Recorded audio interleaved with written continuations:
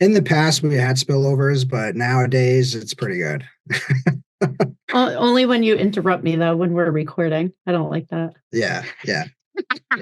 If we're recording and I hear something not right, I'll press stop and she. We literally have it on the computer now, like, do not interrupt, like, midway.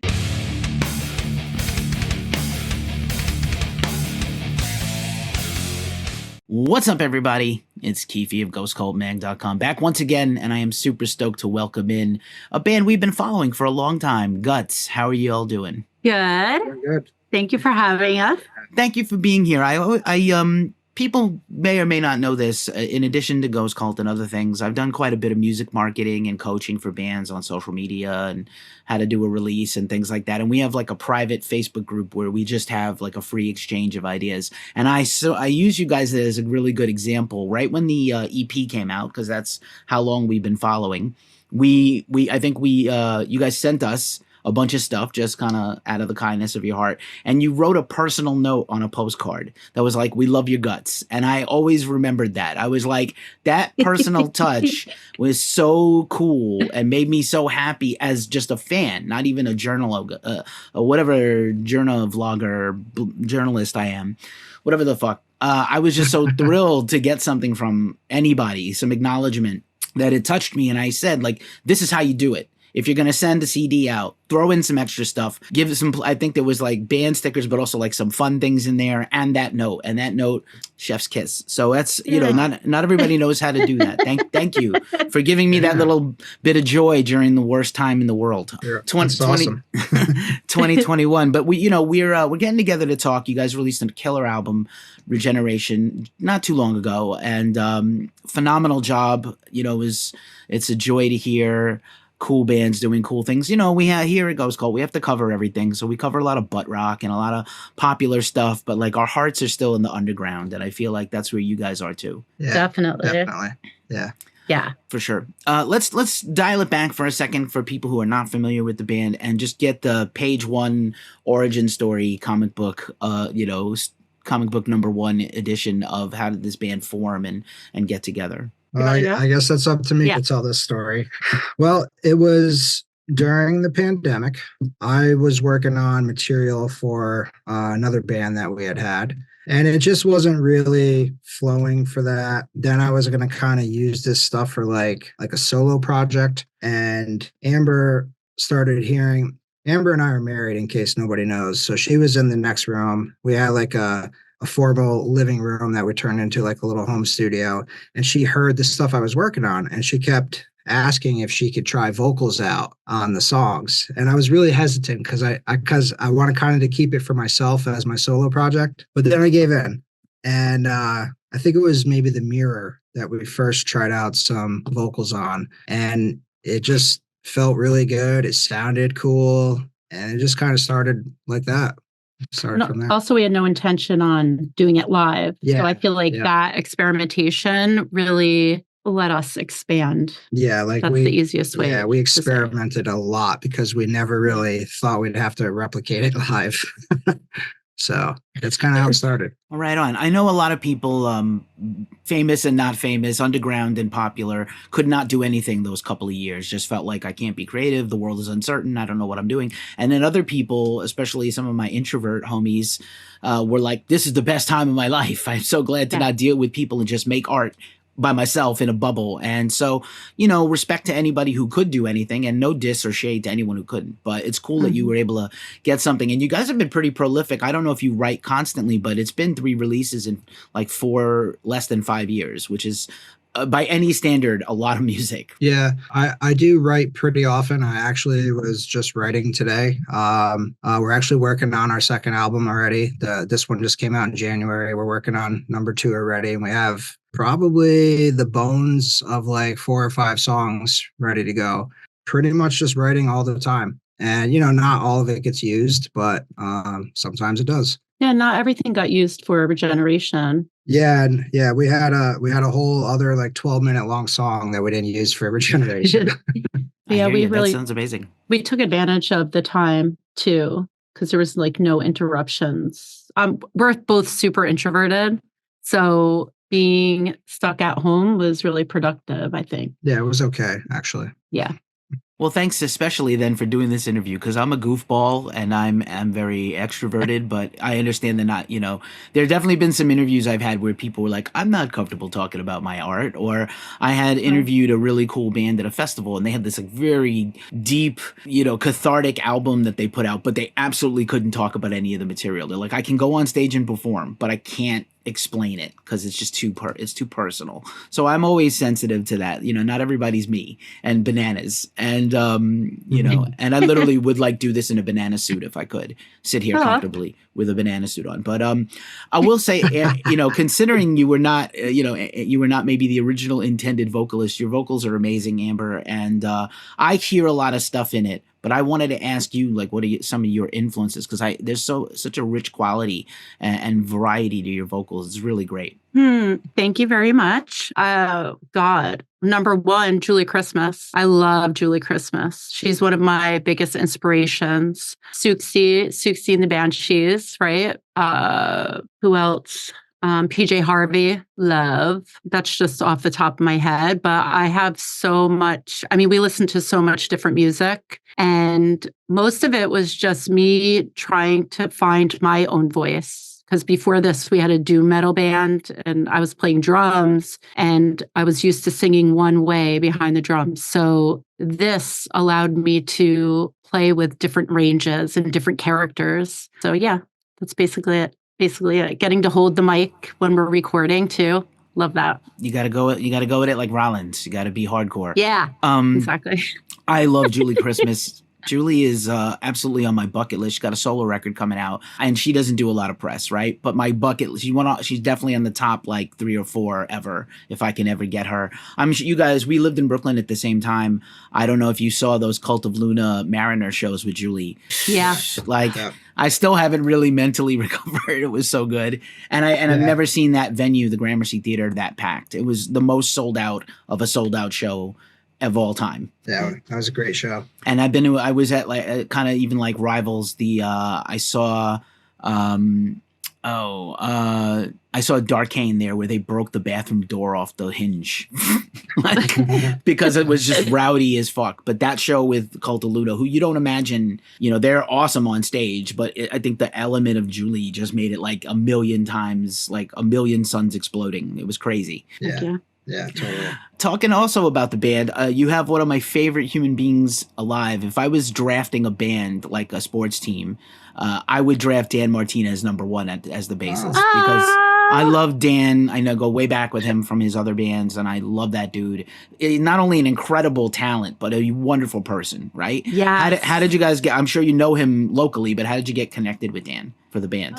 Well, first off, he's one of our favorite humans alive too. And damn, I wish I would have known we would have had him on this also.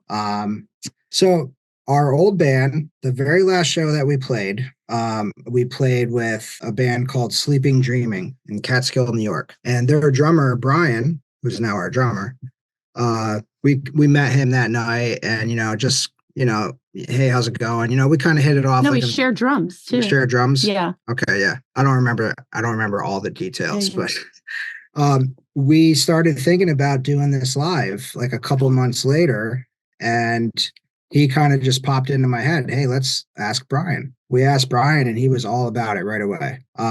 We talked a little bit back and forth for like a month and a half before we ever got together. And he's like, hey, my cousin's a bassist. I could ask him if he's interested. And that's kind of how it came about. Daniel wasn't interested. He wasn't on board right away though. He basically wanted to interview us and make sure we were legit and make sure we were serious. And he came practice with us. And after that first practice, 2 weeks later, he's like, yeah, I'm in. He has like a scientific mind about music, and it does track. I think that does track. I miss that dude sending. Honestly, if he was here on the call, I'd probably like jizz myself in the eye with excitement. Like, it's not fair.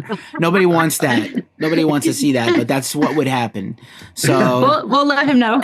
Yeah, you can let him know. Well, he's going to see this. So I'll just out, like I said, I'm goofy, and I'll any chance to out myself as a maniac, I will do it. But yeah, his bass definitely brings a little something to Regeneration. You know, his tone is what's very special, not just his playing ability, but a lot of bassists. I'm a former bassist. Tone is a thing that gets overlooked. I'll just turn it on and be loud. It's like, it's not enough to double the guitar. It's not enough. When you don't play matters as much as what you do play. And I think especially for Guhts, that helps a lot. Yeah, totally agree. Oh yeah. It's going to be all bass love. I interviewed Joey from Armored Saint not too long ago, and I watched him play live the other night, and it was like, the guy is the bass master. He knows how to play, and Dan is very similar to Joey. Yeah. When and what not to do. In terms of lyrics and storytelling, it's like I try not to get too make up my own mind about things, but it definitely sounds like all these albums and all these songs have, you know, little journeys to them, especially the longer ones just seem to play out better. Is there any particular recurring themes that you go to lyrically, or is it just kind of whatever's in your heart? It's kind of whatever's in my heart. I mean, they're from my journals, and there's a lot more involved, and I just kind of pick and choose what fits in the song. And I've been thinking about this because, you know, other interviews we've done, it's really hard to say what they're about, you know, specifically, because there's so many layers to it of emotion. Sometimes I don't like explaining it because it takes away from the receiver, you know, but it's very emotional, emotional. I could tell. I think that's apparent. And, you know, that's fair. You know, again, completely fair. It's always better to let people also, what does it mean to you? And then I've had a few people tell me, well, if I tell them what it means to me, then it might ruin it for them because it meant something else. It's not wrong. There is no wrong, right? Maybe it's what it means to them is different. So that's all fair and good. In terms of live performance now, I know you guys have had some shows, and you have some shows probably, you know, coming up. Do you do anything different, or just try to replicate the album? Do you have a different live sound in terms of just instrumentation and things? Or is it just kind of here?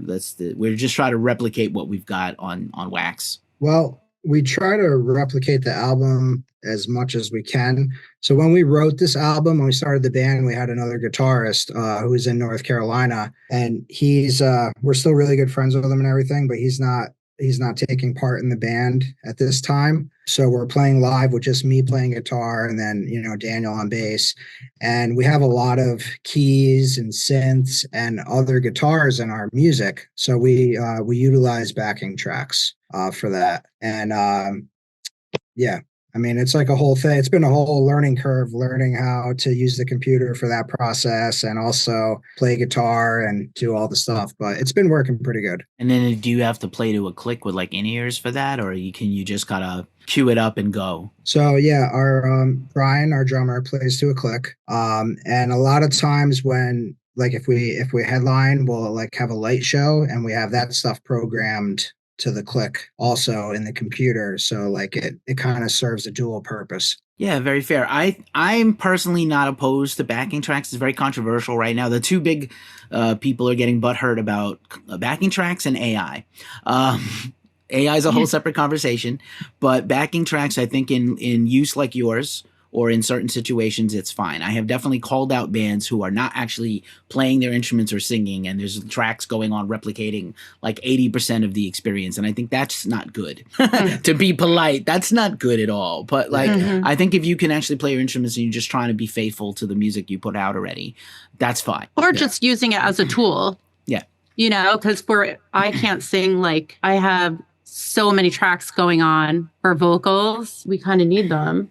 Yeah, so like all of the main parts, we play all of the main stuff. Anything that we have running on backing is just like a background texture. Like if we took that stuff out, what we're playing would still sound like our songs, you know? So believe me, I was very hesitant, very against the idea of backing tracks for a long time. I mean, I've been doing this for almost 30 years. I've been playing live music. So I was against it, but it's working in our favor now. And also, like, I've come from the side of like no rules, like use everything, super creative expression, fuck it. Like it's a big experiment. And I feel like learning how to do all that stuff is just getting better at your skills, right? Because it's just going to open up a whole nother doorway to things for creating. I don't know. That's my take on it. Sometimes I hate all the rules, weird beliefs that kind of keep it limited, you know, but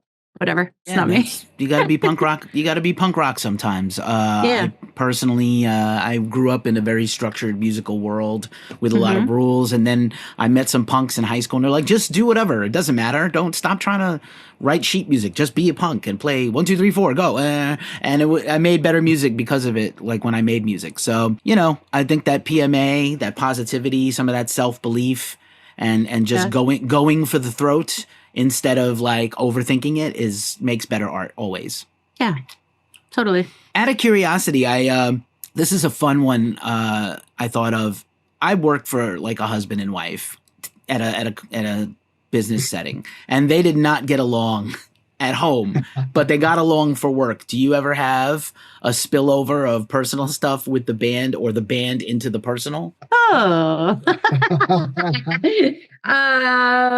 well, I would say in our first band together, there was a big learning curve. We definitely had some spillovers at times, and this band, how can I say it? Well, working with Brian and Daniel, they're just like fantastic humans, and it just feels like we're just in such a good like supportive environment. Like we trust those guys like with our lives basically. And I feel like that relieves a lot of stress that could come up. Stress could affect husband and wife relationship, like I don't know how to say it. In the past we had spillovers, but nowadays it's pretty good. Only when you interrupt me though, when we're recording. I don't like that. Yeah. I'm like, bam. Yeah, if we're recording and I hear something not right, I'll press stop and she We literally have it on the computer now, like do not interrupt like midway. That's amazing. These things happen. I'm a curious person, and I wouldn't, I would hope, as you go further along, it gets easier. I think that's the case. With most relationships, right? Because your band is also a relationship, just like your relationship is a relationship.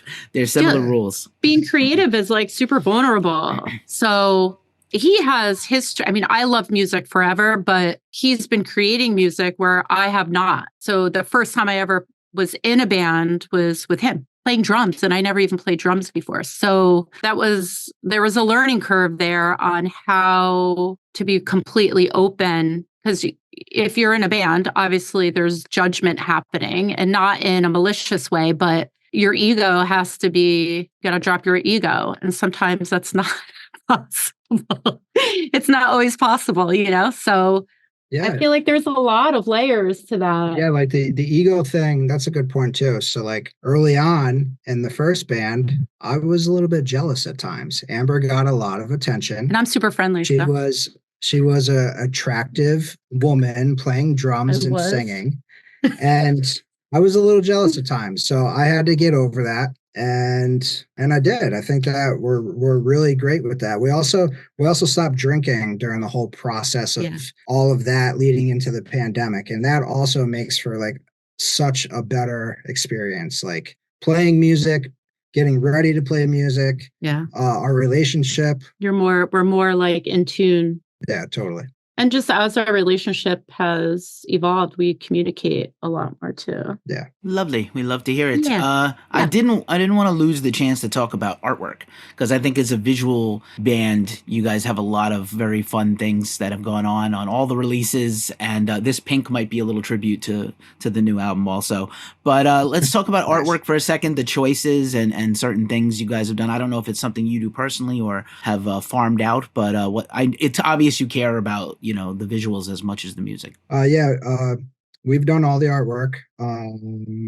The EP was one of my photographs. This album was a photograph that I took. The color of the album was the color of the year last year. So the Pantone color of the year, I forget the name of it. It was something magenta. And we wanted something different. Yeah. Because everything's always so black. So we wanted something that pop. Yeah, exactly. We didn't want to do like typical like metal looking stuff. I mean, because that's really not who we are. So I don't really know what else to say about it. Did you say we're not metal? No, like typical metal. You know what I'm saying? Like Okay. Every album is grayscale worship. The minute you said Pantone, my heart fluttered a little. It's not the high blood pressure. It's like I love Pantone books and art and paper and stuff. And nice. yeah, that's amazing. And that's right. I didn't even put that together. I think the year before was like a weird canary yellow. Fun times. And yeah, keep it going because we love that stuff. And again, it obviously seems to all matter and have a purpose, which is great to hear. You guys are lovely. I really appreciate you. It's not easy to share and open up and talk about these things, but I appreciate you giving it the college try or the college dropout try in some cases like me. But here's a last question for you. I like to ask everybody a wild card question. So let's get awkward and say you guys are throwing a dinner party for any 5 people plus the 2 of you ever. Famous, not famous, musicians, not music, family, gone, alive, whatever. Who would you invite to dinner and what would you make them? Ew. Well, I would say my great grandmother. You'd probably say your grandmother too. Yeah. Your grandmother. Yeah, my grandmother. David Bowie. Who else? I would invite Hathor, the Egyptian goddess. Who else? What do we have? We have 4 people already. Yeah, that's 4. You pick one. Pick another one. I feel like I'd want to say my grandfather also, but I'm just gonna make it really awkward and invite Kurt Cobain. Oh. I don't even know if he's gonna eat. I don't know how it's gonna be, but I just want to make it weird. And then what would we make? What's our specialty? I'm making homemade pizzas. Homemade pizzas and strombolis. I'm making strombolis on the pizza stone in the oven and pizzas on the grill outside. All right. That's what I'm doing. He's the cook. All right, that seems so. I like the split is like 3-2. Also, I think Bowie and Cobain would have a lot to talk about music and philosophy and sweaters and things like cool fashion. Right? I unintentionally don't want to be a fashion icon, but I'm a fashion icon. Bowie's like I wanted to be a fashion icon by on purpose. I think it'd be great, and again, I think that generational thing would be a lot of fun too. You guys are wonderful. I appreciate you so much. Best of luck with the shows. Link us, DM me with anything you guys need me to help promote. And please come back again sometime. Thank you. Yes, thank you. And we appreciate you too.